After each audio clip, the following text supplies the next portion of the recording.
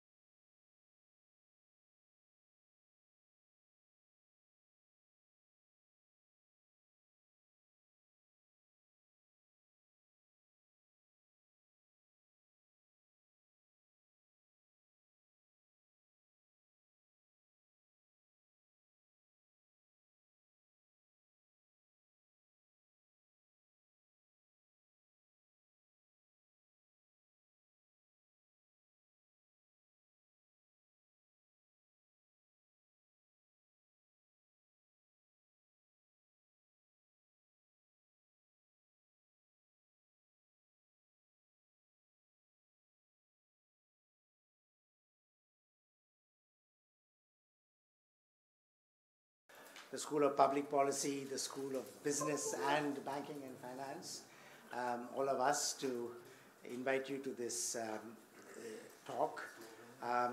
We've had two guests from the National Bank of Slovakia, and day before we organized a talk by Mike here. So we now have Mr.Ludovit Odor, who's currently the Vice Governor in that bank.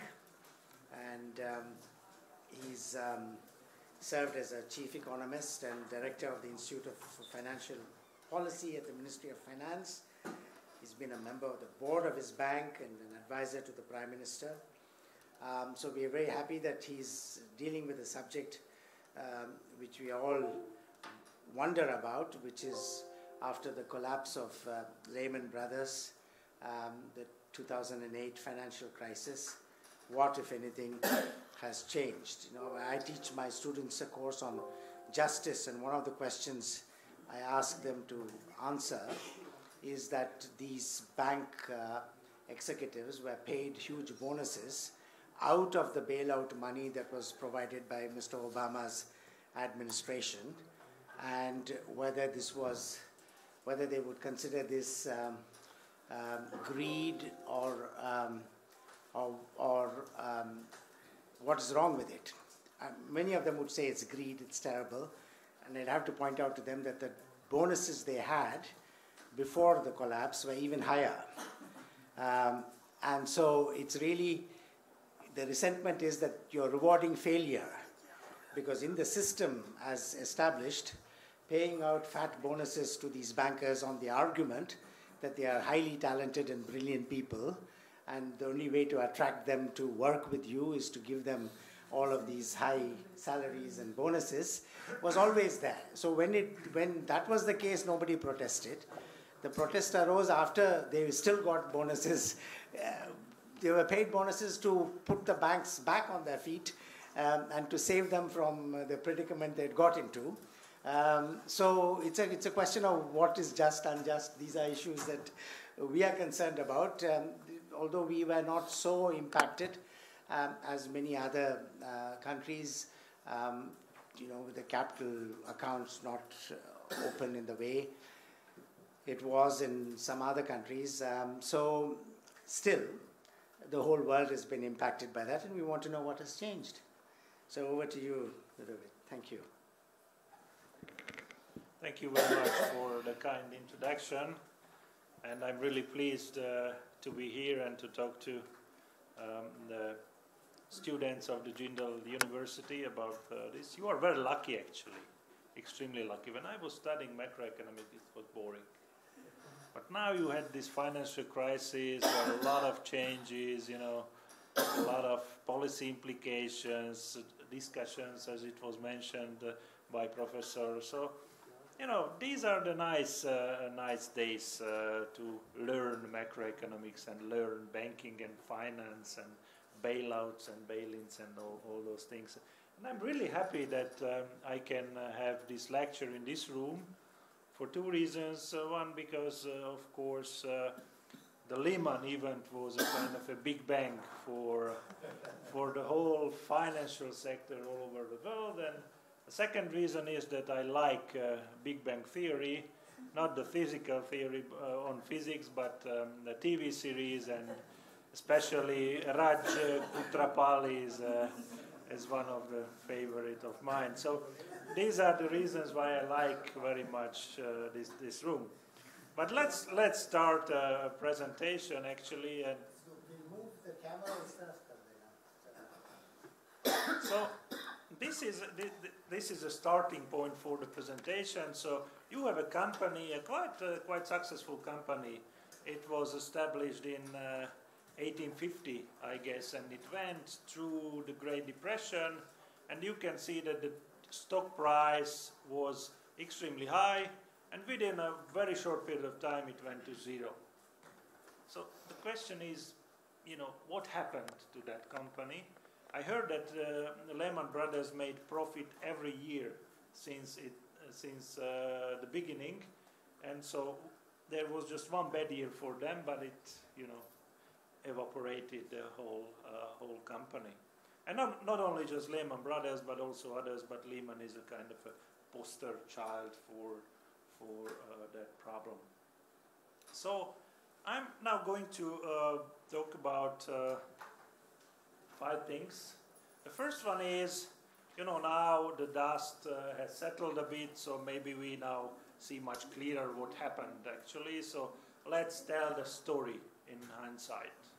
Then I will have 2 questions from 2 very distinguished economists, then some policy responses, and then later on I will tell what has changed in economic policy making. But of course, crisis will come again, and what are the remaining challenges? So, because you always fight the last crisis, so you can have policies which can reduce the impact of the last crisis, but when the next crisis comes in a very different setting, again you will have to think about issues.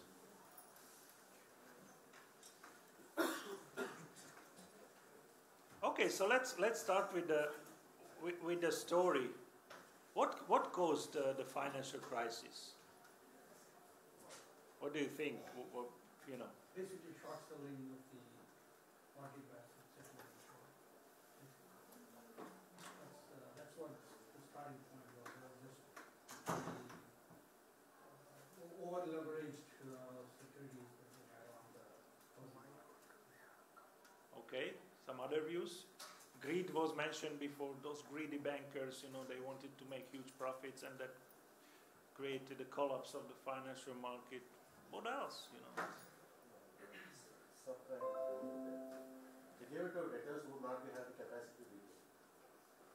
Okay, so one thing is financial sector, vulnerabilities in the financial sector, and the second one you are saying that maybe also some borrowers had credits which were, not designed for them and likely to fail and high.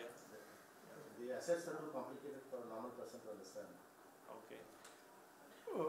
Okay, I think the very nature of financial sector is also responsible for that, because it's very mobile and it primarily based its operation on speculative gain in a very short time.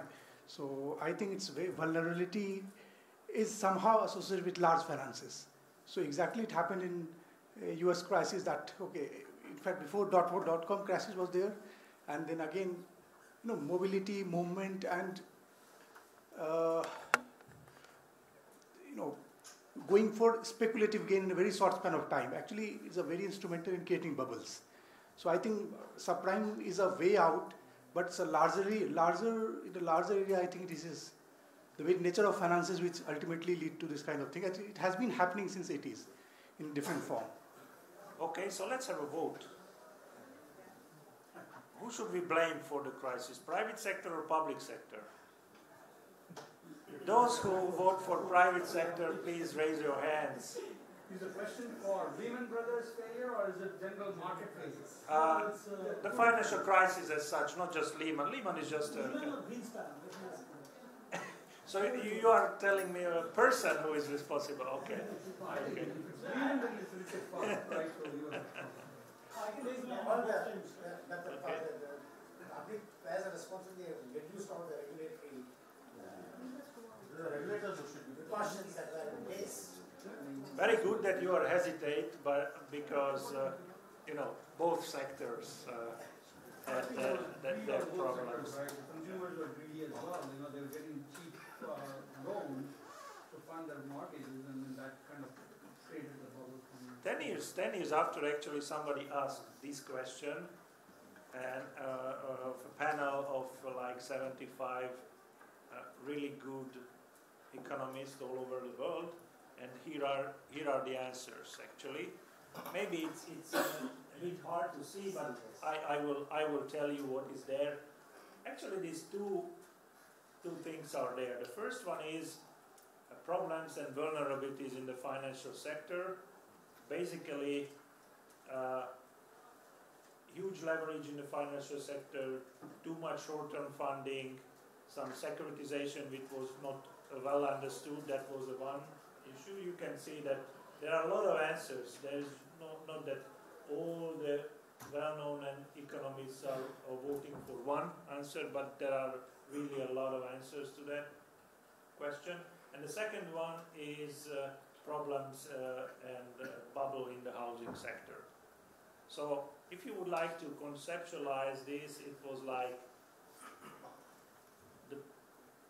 the trigger was in the housing sector and the collapse of the bubble, but you really needed fault incentives in the financial sector and vulnerabilities to get such a huge problem in the world economy. Because dot-com bubble was mentioned, dot-com bubble, the starting loss was quite similar to that starting loss in the financial crisis, but at that time it was not inside the banking sector, and that is really a game changer in this. So these are the two major faults, I would say. So let's hear the story.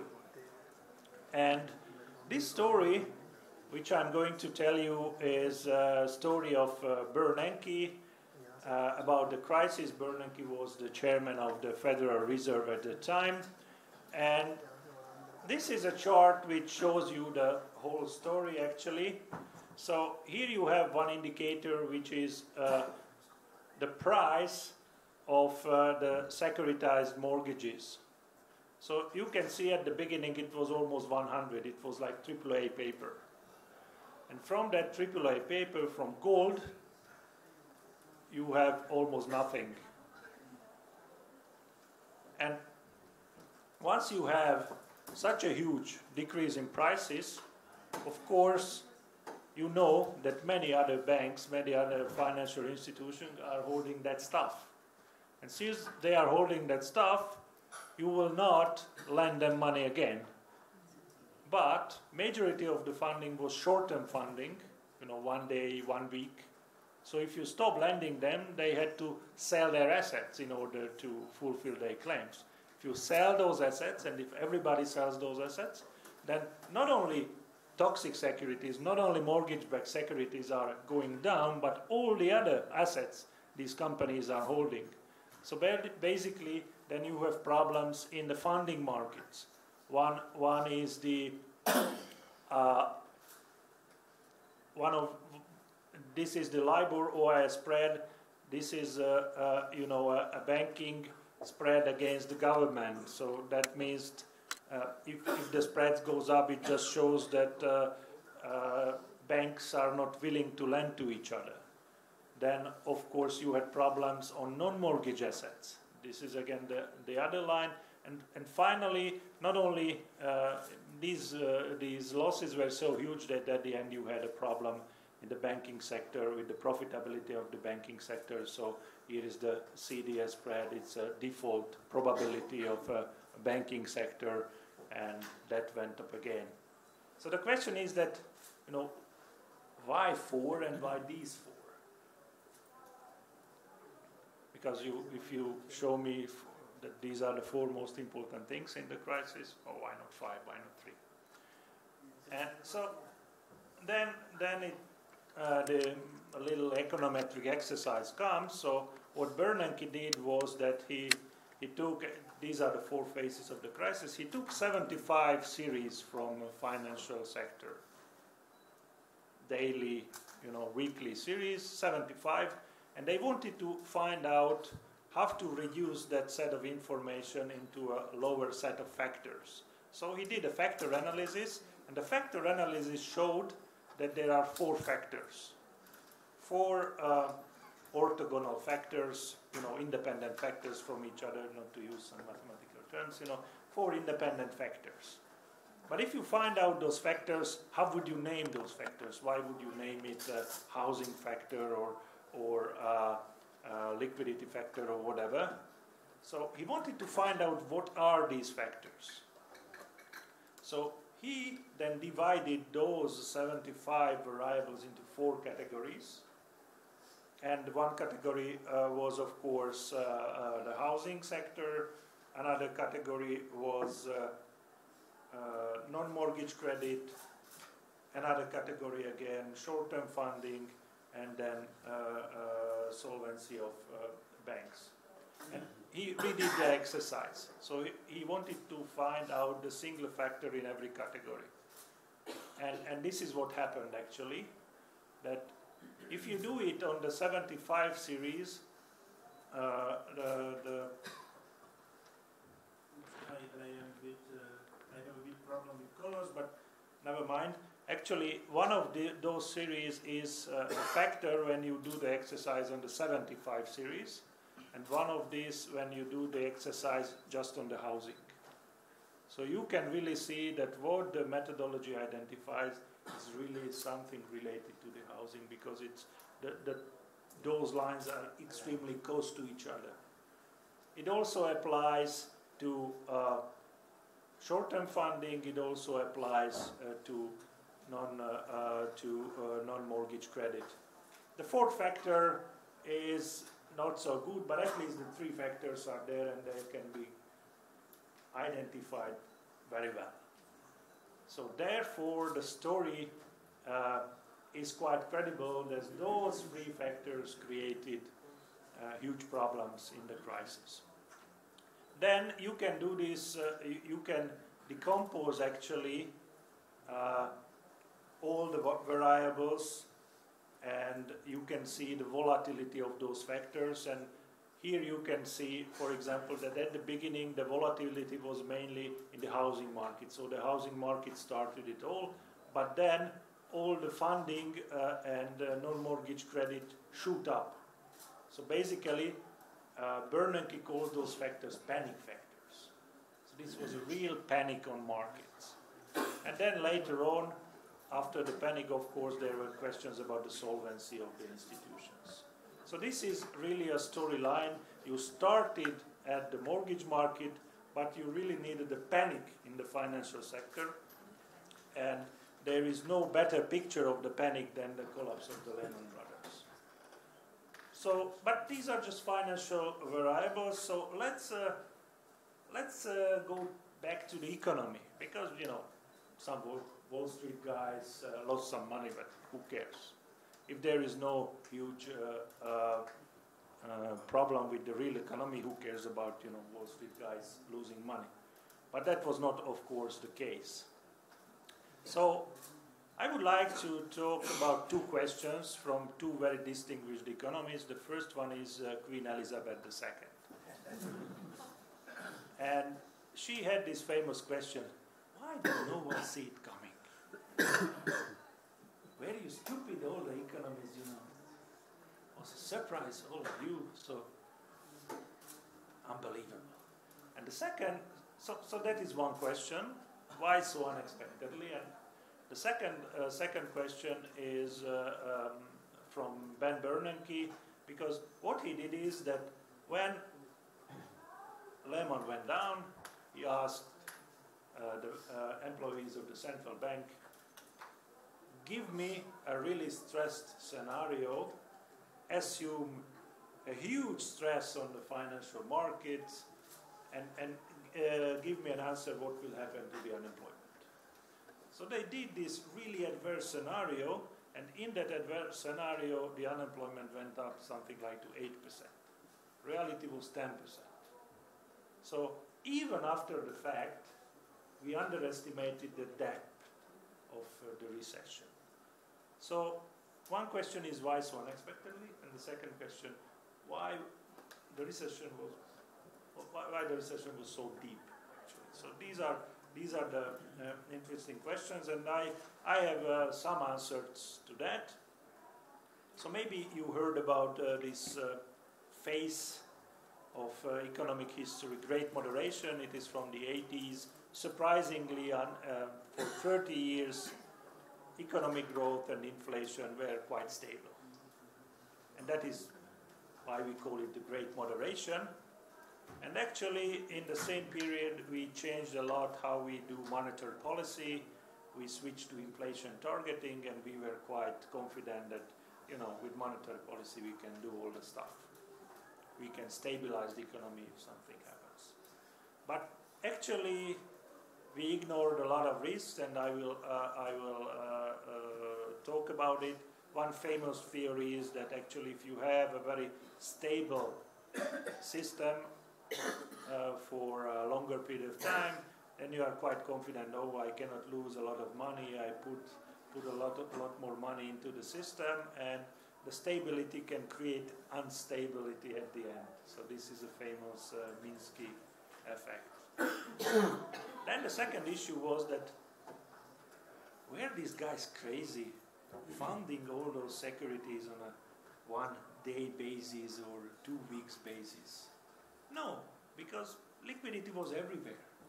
Bernanke coined the term the global saving glut, so a lot of excess liquidity on markets from Asia, from oil exporting countries. So it really created a huge global pool of liquidity, so everybody thought that, if you do not give me the money on a one-day basis, somebody else will do that. So that was really an underestimation of liquidity risk. That is one very important aspect of the crisis, why was it so unexpected.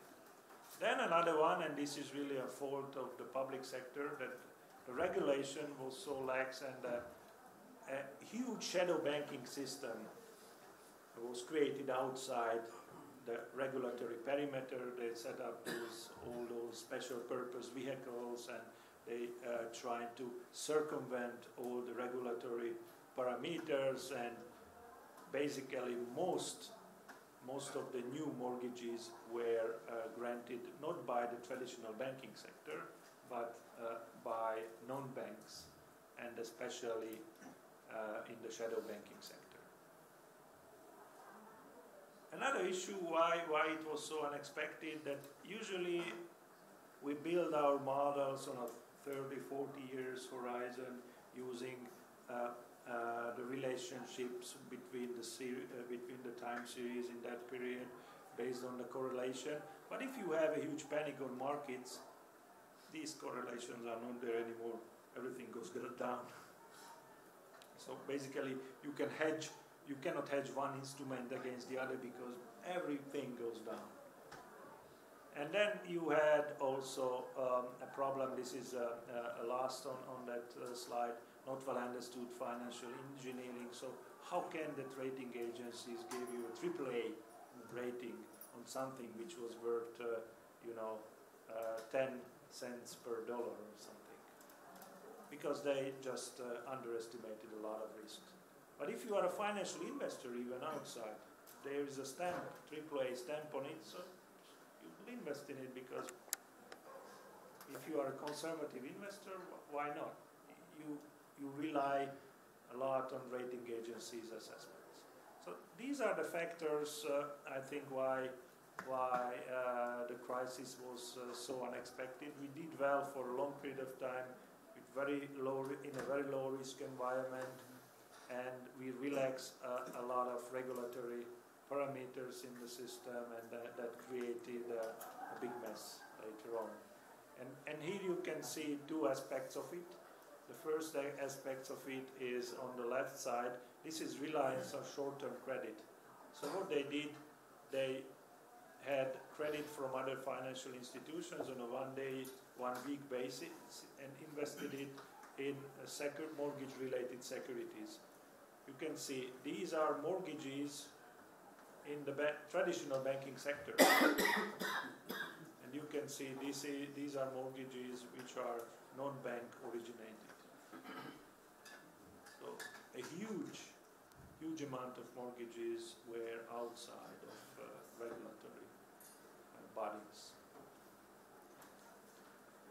A second question is, why so deep? Then the question is, we saw these four factors. Bernanke identified four factors. He called some of those panic factors, and the other factors are, real factors, in a sense that one relates to the mortgage market, the other relates to the creditworthiness of banks. So, what would you think? Panic factors or the real factors were more influential in the downturn?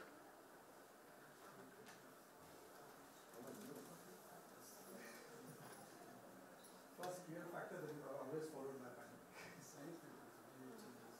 So Bernanke's answer to that is on this slide, actually, that this is industrial production. You can see the huge fall in industrial production, not GDP, industrial production, because you do not have, these time series are financial time series, so daily, monthly, weekly, and the GDP is usually quarterly. So he used the monthly series industrial production as a proxy for the real activity. So here you can see the real factors. You can see a little bit of downturn here, but nothing serious actually. And here you can see the panic factors. And these four factors, as I showed you, explain almost all the variability in the financial system. Because Bernanke used 75 indicators and find out that four factors can explain a lot of variability in those. So according to Bernanke, panic was really important. It is interesting to hear it from Bernanke because he was the one who led Lehman Brothers to fall. What was the argument of Bernanke? Bernanke, in his book, the title is The Courage to Act. He said that he could not save Lehman Brothers because they had no adequate collateral. You can believe it or not, hard to say, but that is the official reason. Bernanke is saying that it was in a so bad shape that there was no collateral, and the Federal Reserve Act says that you need a collateral in order to save the financial institution, because they did it in case of the AIG, for example. But that is his reasoning. So according to Bernanke, the panic factors were extremely important. There is also some other research. This is mainly from the UK. And on the left-hand side, you can see this is the actual drop of activity in 2010. On the left-hand side, you can see whether this can be explained by credit crunch factors, so financial factors that banks are not giving enough credit to the economy, or by household expenditures, because households went underwater, had to deleverage, and therefore they did not spend a lot. So basically you can find, these are studies, these are academic papers.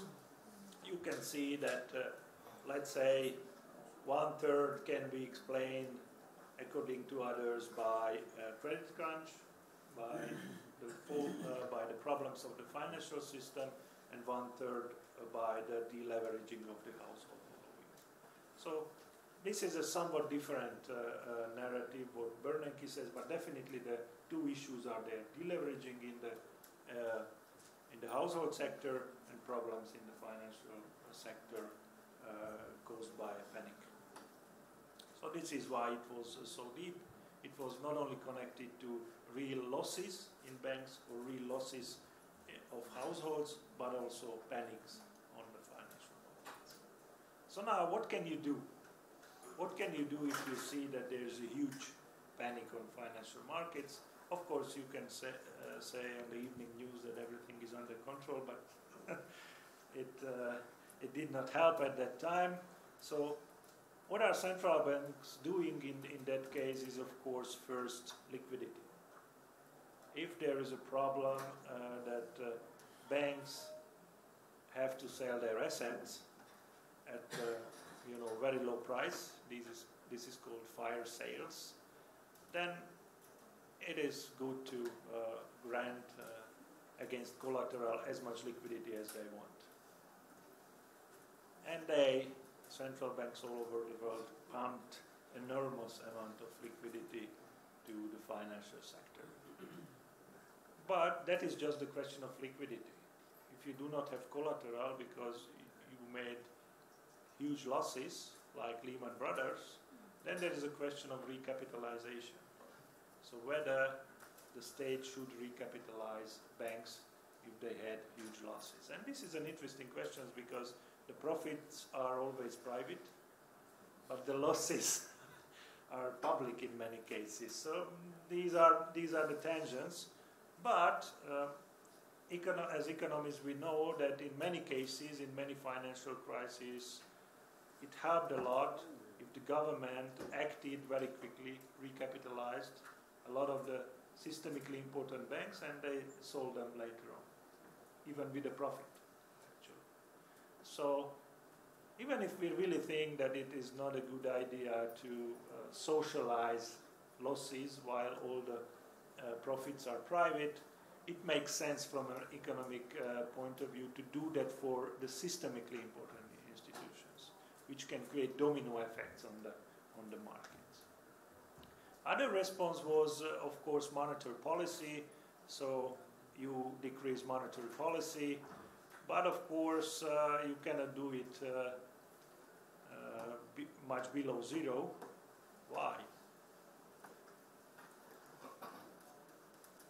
Why the Fed cannot say that our interest rates will be minus 10%?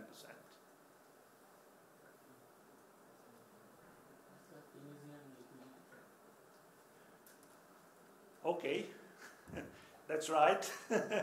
But maybe from students to hear what do they think, that why it's impossible to go to minus 10% with Fed interest rates. Well, Fed of course does not want all the deposits and borrowings to be taken out of the system. It's already in the shop of that. Exactly, you have a paper where you have zero, and this is cash. So why would you hold your money in the bank for minus 10 if you can have it in cash for zero? So that doesn't make any sense to you. So That is the reason why banks cannot go well below zero. But how is it possible? How on earth that the ECB has a deposit rate minus 0.4?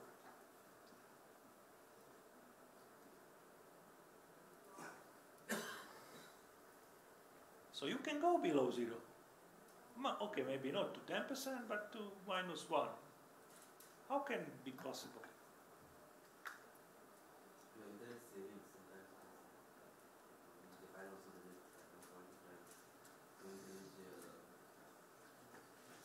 There is actually, that is interesting, there is a red line, because banks, even if the central bank charges, minus 0.4, the central bank, the commercial banks usually do not give you as consumers on your saving accounts minus, because you will pull out the money.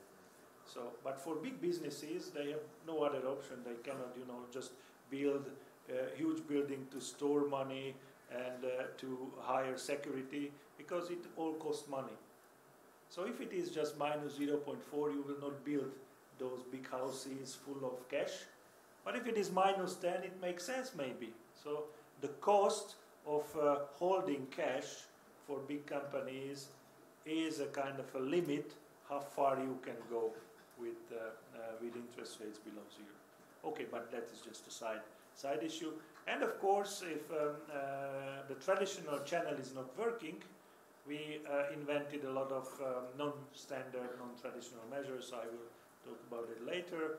And of course, if monetary policy is constrained, you have to support the economy through fiscal policy. And that is again a change in the mindset of a lot of academics, because fiscal policy was outside the scope of academia for many years, and the last 30 years were mainly about monetary policy. Robert Solow, who is a Nobel Prize winner for economic growth, he was complaining that for every 30 conferences on monetary policy, there is only 1 or 2 on fiscal policies. Okay, so this is just an illustration of the factors which created problems, and these are the steps central banks were taking. So we invented an alphabet soup of instruments, TALC, TARF, TLTRO, LTRO, whatever, I even don't understand all those, but we invented a lot of new facilities, have to create really a liquidity, to inject liquidity into the system. And here you can see the liquidity injections. It's $1.5 trillion actually in the system, just to give enough liquidity when there is a panic on markets. And these are the non-standard measures. So if you are stuck at the zero lower bound or at minus 0.4, what can you do? What can you do with monetary policy? So the easy idea is that, okay, if I cannot go with the short-term interest rate below, I don't know, minus 1%, maybe I can push the long-term interest rate towards zero. How can I push the long-term interest rates towards zero? Buying all kind of stuff. Government bonds, covered bonds, mortgage-backed securities. If I'm a big buyer and buying all those things, of course, the price goes up and the interest rate goes on those. And if the interest rate goes down, so maybe loans will be cheaper, and firms and households will restart borrowing money. So that is the basic idea. So here you can see this is the size of the balance sheets of all 3 big central banks at one point in time. I cannot see there, but it's something like maybe 2008 or something.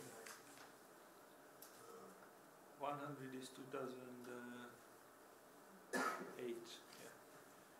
So you can see that if it is 100, then the size of the balance sheet of central bank, because of buying a lot of stuff, went up 6-fold actually.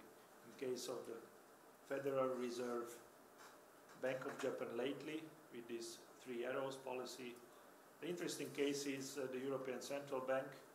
First, they did almost nothing, then it went up a bit, then went down, and now again started a QE much later than in the US.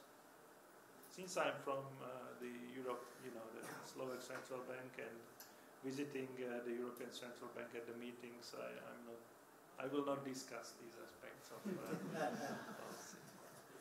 And of course, also fiscal policy should respond. So now you can see this is the total public debt in the US, and it went extremely up during this period. So these are the usual responses you do when there is a crisis. Now the interesting question is what has changed, and a lot has changed. And I will tell you what. Of course, when there is a fire, you just pick up the extinguisher and you start to you go out and start to kill the fire, and just later on you will start to think about what should I change in the fire legislation, how to prevent those. So a lot of thinking was there about how to change the incentives in the financial sector. And again, this is the question what also Professor said, that somehow investors' incentive should be more long-term, not just short-term, making profits in the short term and paying out bonuses in the short term. So one thing was, and this is we did a lot in this, is stricter capital requirements. So basically, if you look at the shadow banking system just before the crisis, they had leverage of 40 or 50. That means that a 2% change in their assets would wipe out their entire capital. 2%, and 2% up and down, it happens many times, it's crazy thing. So now the capital requirements are much more stricter. As I mentioned, what was really underestimated during the crisis is liquidity, potential liquidity shortages. So now there are new requirements. How much liquidity should you have in your banking sector? Then there is also leverage control. You cannot have any more 40 or 50 leverage. It is regulated by some of the regulators in the US. Then Marek was mentioning bail-in lately. So these are ex-ante restructuring mechanisms. So basically you specify ex-ante what will happen in a case of a problem. Some of them call it living wills, that you prepare for the death of your organization, and you specify a lot of things in advance. Then there is now a stricter regulation of rating agencies. As I mentioned, there was a problem with that. Changes also to accounting principles. This is very important, not to, in some cases, the problem is also if some of the portfolios were marked to market.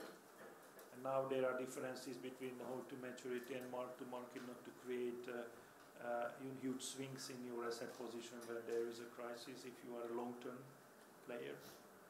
But also the changing in the accounting principles were to recognize the losses much earlier, potential losses much earlier, and create some room for those losses. And of course, remuneration in the financial sector that was mentioned. There are still huge bonuses, but not as huge as they were before the crisis. And since I work for the financial sector, I'm not complaining so much about that. Okay. So here. Is there any change in deposit insurance policy? For example, in 1980, some economists were suggesting that deposit insurance can be a good strategy for insuring against all the crisis for depositors. But then it was found that deposit insurance itself creates moral hazard. So is there any change based on that? No, actually not in the direction you are asking. But in the other direction, this is with bail-in, that actually in order to avoid socialization of all the losses of the institution, the creditors of the institution can bear some of the losses. So those who are not covered by insurance can make losses, which was not the case during previous episodes. So basically, this is just to highlight the trend in the capital, holding capital of, these are the global significant financial institutions. You can see that there was a huge increase in the capital adequacy ratio. So banks are much safer than before. That is one, because we learned the hard way that a low amount of capital is not good. So now there is much bigger amount of capital in global banks. Then the second issue is, and this is the innovation in economic policy making, these macroprudential policies. Marek was mentioning those. So I usually, when I have to explain it to somebody, I usually say, this is to see the forest for the trees, because the micro-regulators are looking at individual institutions. You know, whether Lehman Brothers is sound enough, whether Goldman Sachs is sound enough, but they are not dealing with externalities. What are these externalities? One externality is credit crunch. If you are just looking at one institution and say, oh no, you do not have to, you don't have enough capital, so please fulfill the capital adequacy ratio. The organization can do that in two ways. The first one is with fresh capital. In crisis, sometimes hard to have fresh capital, but the second one is selling assets. The micro-regulator is perfectly fine with both of those methods because he cares about the capital adequacy ratio. But from a macroeconomic perspective, it is much worse for the whole economy if you sell all those assets and not giving credit and you have a credit crunch. It has a macroeconomic externality which you do not take into account when you are just a micro-regulator focusing on an individual institution. Last tier on capital, rising tier on capital, that was also true for non-traditional banks, so entire banking. Yes. Yes. And so other externalities, fire sales. That means that you know, if I have to liquidate my assets because I would like to fulfill the capital adequacy ratio, then the asset price, of course, goes down. And others are infected who are holding the same assets. So they will also have to then sell it, so it creates a cascade of selling, and it's called fire sales. Individually, it is not taken into account by the regulators if you are looking at the tree, so that is why you should look at the forest. And sometimes there are domino effects inside the forest, and that is also not visible if you are just focusing on one institution. So that is the reason why these new macro-prudential policies, and this is the biggest innovation, we do not know whether it works well or not, but you know, we invented this one and we are trying now this, but I will show you that I'm pretty optimistic about this. Not extremely, but let's say optimistic, okay. And what can you do? So when you focus on the whole sector, you can look at from the lender side and saying, okay, look, a lot of institutions are doing the same strategy as you are doing, and asset prices are increasing, be careful, put aside even more capital. So these are called counter-cyclical capital buffers. On the borrower side, you can set limits to borrowers, saying that, okay, you are not allowed to have higher mortgage payments than 30% of your income. Because if you go for 70% of income, you know, you can have huge problems later on. So you limit the borrower's capacity to borrow. Or saying that, you know, you cannot have 100% mortgage on your house, just 80% mortgage. These are these LTV ratios. So you can use, from a macroeconomic perspective, looking at markets as a whole, economy as a whole, these types of measures which were used previously mainly by micro-regulators in some countries, but not systematically. Now there is a systematic macroprudential policy to do this. And of course, okay, so I now show you why I'm optimistic a bit about these policies. So it's not necessary to read all those things. I will explain what is on the slide. So let's focus just this one. This is the housing boom in the US. You can see a huge increase in house prices in that columns. And the guy who wrote this paper, his name is Greenwood, he created a macroeconomic model, but also included all those countercyclical buffers and all the macroprudential measures you can have. And what he showed actually that there, before the crisis, there was a huge increase in, they call it payment to income ratio. So while before the crisis it was possible to have just 30% of your income for mortgage payments, during the crisis it was even possible for 70, 80%. So there was a huge relaxation in credit standards. And then on top of that, the rates were low, because the Fed had very low rates after the dot-com bubble. And so basically he reconstructed, he reconstructed more or less the boom from a macroprudential point of view, and he asked the following question. What if I used the current legislation, which is after the fact? Now we introduce some macroprudential legislation. Let's imagine that those legislation would have been applied during the crisis or before the crisis. And this is the answer. So this is again the boom and the bust on the housing market. And with the current legislation, it's basically half of it. So we fought the last crisis now. Yes, to some extent. Next one will be a different story. Next one will be different. So that is why I mentioned. Have to like another paper. First Basel norms, and many people actually advocated that now banking sector is safer in transit. But here's the question, right? This one takes you only up to 2015. So after 2016, when there was relaxation in terms of this, especially GSIB, some of the regulations came down. I mean, some of the, what they call it, banks with $10 billion, their regulations were kind of loosened up. The LTV ratios were loosened up in the last 2 years as well. So clearly one has to see after 2016 and then a different paradigm shift.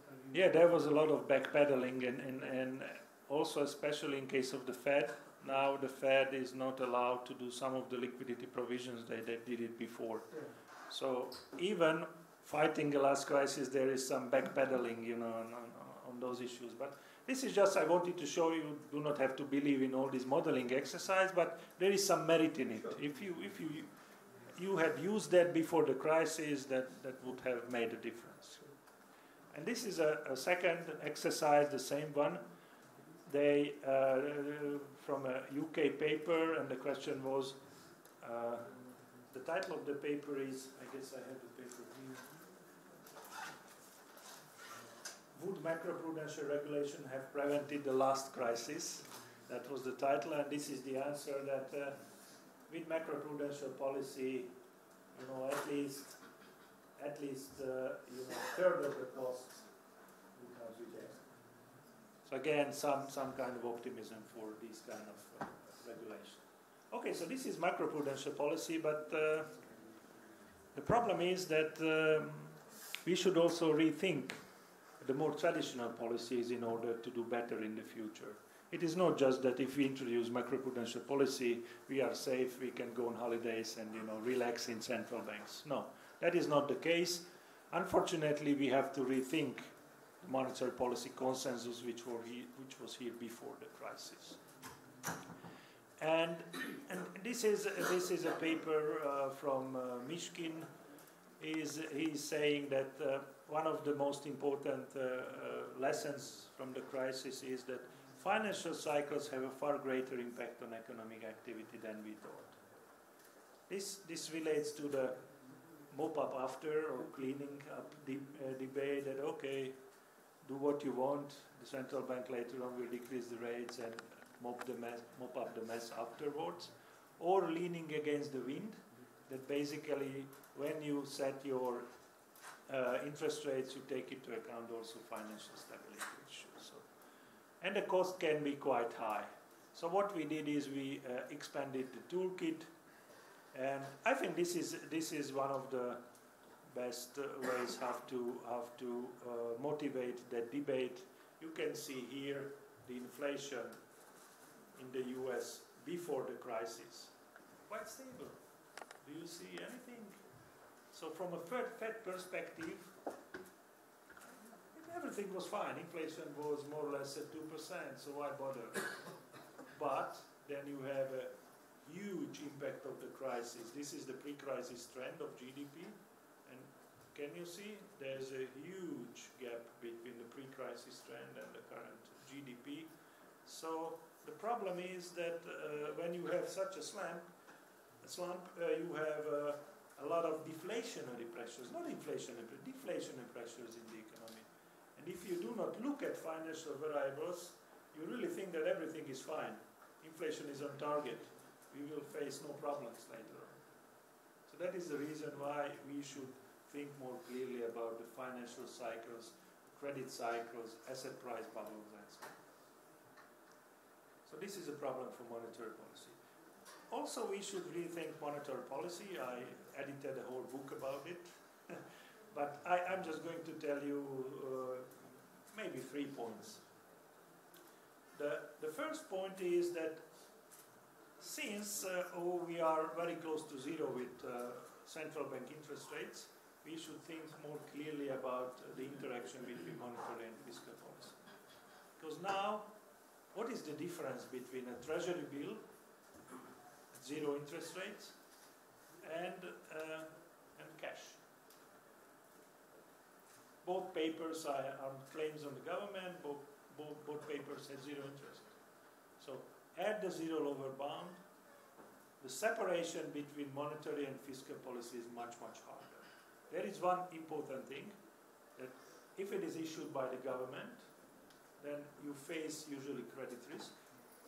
If it is issued by the central bank, you face potentially inflationary risk, because the central bank will not go bankrupt. We can print as much money as you want.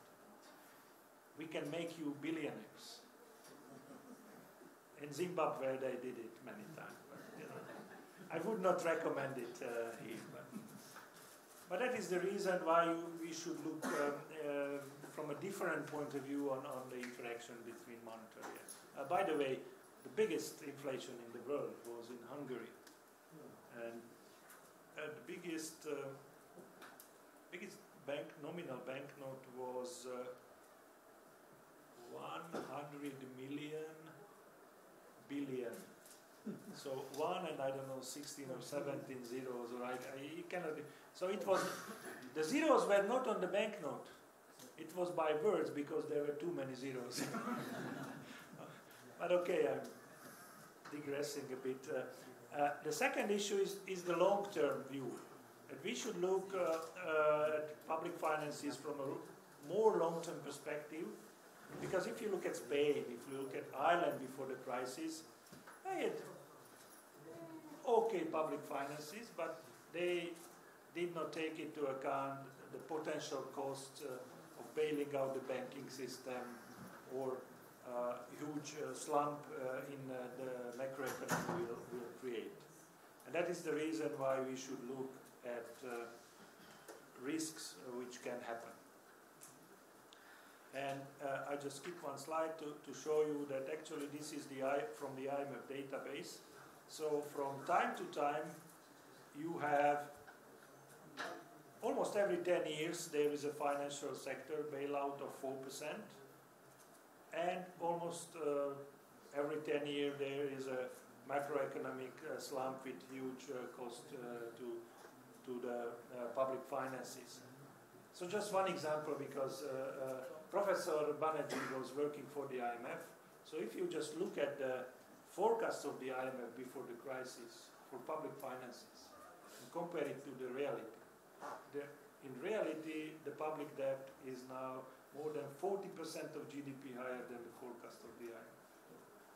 So we can really talk about deficit 0.5, 0.27 or whatever. It doesn't make any sense if there are so huge changes to your public finances when some risk factor materializes. So that is the reason why we should look more carefully on public finances and to take into account more long-term thinking. And the third point I wanted to mention is that discretionary policy is back, fiscal policy is back. It was discredited a bit during the 70s, 80s, but now it's back because monetary policy is pushed to the corner, and at the zero over bound sometimes you will need help from fiscal policy to do well. So these are the issues why we should rethink fiscal policy. And just to highlight, do I have 5 more minutes to highlight some of the remaining challenges, because I do not want to say that despite the fact that a lot of things has changed, we are not out of the woods yet, so there are still remaining challenges. And what are those challenges from my perspective? The first one is elevated asset prices. So you can see, especially in the US, that stock prices are quite high. So there can be a slump.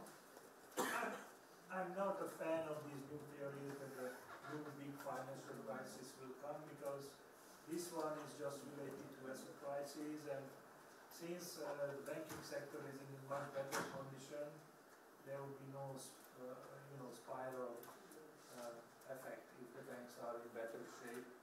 And also now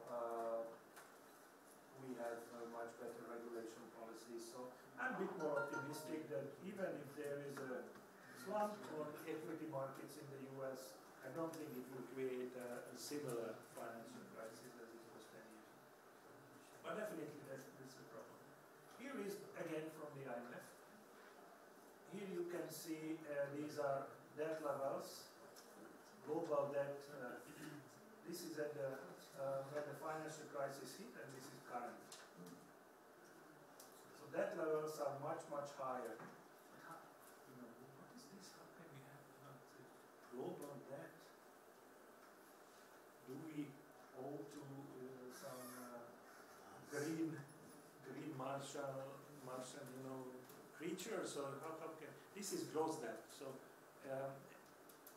wherever when you have a debt to someone, it is recorded and it is not netted out. But gross debt matters a lot if there is a problem on markets. Not only net debt matters, but gross debt. And you can see now the debt level is much higher than it was before the crisis. Probably not easy to sort it out, especially government debt, and in a low growth environment. Maybe we will see some defaults and write-downs of that, and also inflating every some of those in some countries. So we will see a mixture of policies how to deal with those debt. Inflating away, repaying of course, and writing down part of it. For central banks, one of the biggest problem is that the equilibrium interest rates went down. So now the zero interest rate policy will be here more often than before. So what we now call non-standard monetary policy measures can become standard monetary policy measures in the next future. So that is one issue we have to deal with. We have to think about our framework, whether inflation targeting is the best, or we should switch to price level targeting, average inflation targeting, nominal GDP. So there is a lot of discussions about this. And I guess this is my last slide before I conclude. So other challenges, as I mentioned, we invented this new macroprudential toolkit, but it is related mainly to the banking sector. We do not have such a policies for non-bank finances. It's harder to design, and it can create a problem. We can have a very sound banks, but the next crisis can come from non-bank finance. In euro area, we have a special problem that we are still vulnerable to some of the shocks. Another political economic problem, populism, protectionism, deglobalization everywhere. So we should rethink not just national policies, but also at the global scale. We should think about maybe policy coordination sometimes, because if US do a QE and there is a depreciation of exchange rate, it can create problems for developing countries where a very strong exchange rate can create problems for exporters. So there are a lot of global issues. And of course, I do not know whether this is really an issue here, but we have a serious aging problem. I do not mean that we live longer, because I like that, but the population is aging. So there are a lot of people in the 65 plus cohort, and a lot less young people. And since we have public systems where we redistribute from the working population to the non-working population, of course that creates a lot of problems. So my conclusion is that the great financial crisis was a poisonous combination of two things: big household balance sheets and highly leveraged shadow banking system, which was actually mentioned by Professor Lee. And not only the real factors matter, panic factors are quite important. We explained the depth of the recession. And the next crisis, my view is that the banking sector is now much better prepared, but definitely not public finances and monetary policy. We have much higher debt levels, and in monetary policy, we will be at the zero bar more often than before. So we should think hard what to do and how to cope with that problem. And one last point is specific to the euro area, that still we have some homework to do in order to strengthen the foundations of our currency and to make it more resilient to future crises. So I'm afraid I was a bit too long, but thank you for your attention.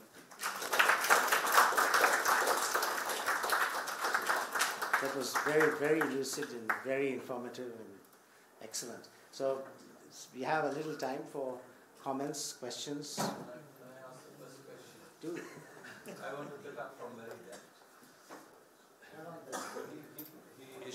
He essentially talked about the triggering factor of the crisis. So when we are talking about the next crisis, what could be the trigger?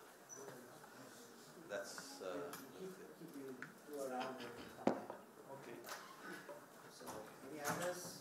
Yes. Use the mic. Just a second, please. Okay. Thank you very much. You also talked about the systemically important institutions. Now there have been some new papers in network theory which have shown that large banks and large institutions do always have a tendency to kind of connect to the other nodes in such a way that they grow as a systemically important institution. And then suddenly the crisis emerge out of that in the spirit of Minsky theory. So what kind of policy response can be there for that?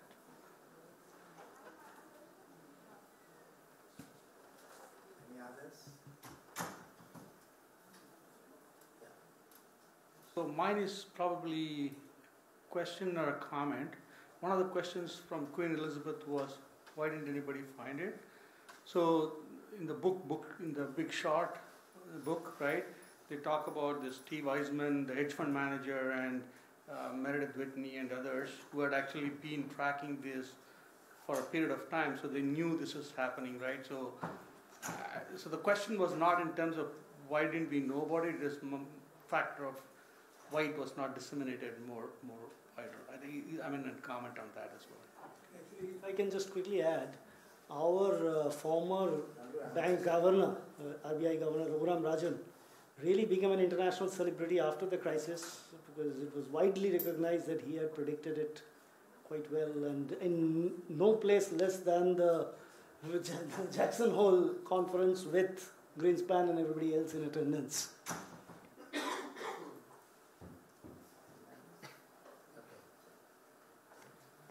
Okay, so what will trigger the next crisis? If I knew that I can short sell, some of the things and make a lot of money on it, but I really think that it might not even be an economic issue, but something related to cyber attack, or that can, in my view, create a lot of problems later on. But maybe I'm wrong, but that is just my my feeling that we should look also outside a bit of pure economic theory in order to think about potential risks to the global financial system. The second question was related to systematically important institutions. So, what can we do about it? So we can,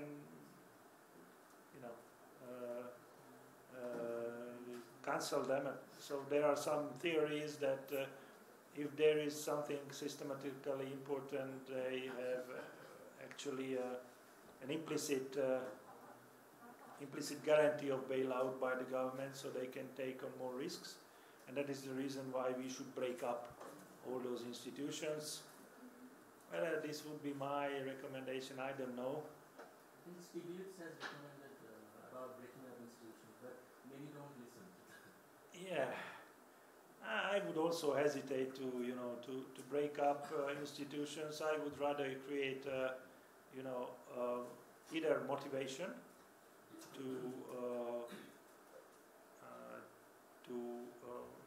use less money in the system, or to be less important, but that wouldn't help either too much. And one thing is, what we really can do, and we are doing it, is to have stricter requirements for that. So already there are stricter requirements for global systemically important institutions, and I even would go more. So some people like Martin Helvig and Admati, they are saying that maybe we should have 30% capital requirements for the really important institutions. So maybe that is also one solution, how to think about those problems. Because just breaking up, it's you can have, in my view, you can have a network of small institutions which will be functionally equivalent to a big systemically important institutions if you design it in a proper way. So that is why I think that we should ask for more in terms of capital. And no one see it coming. I'm well aware that Raghu Rajan was one of those people.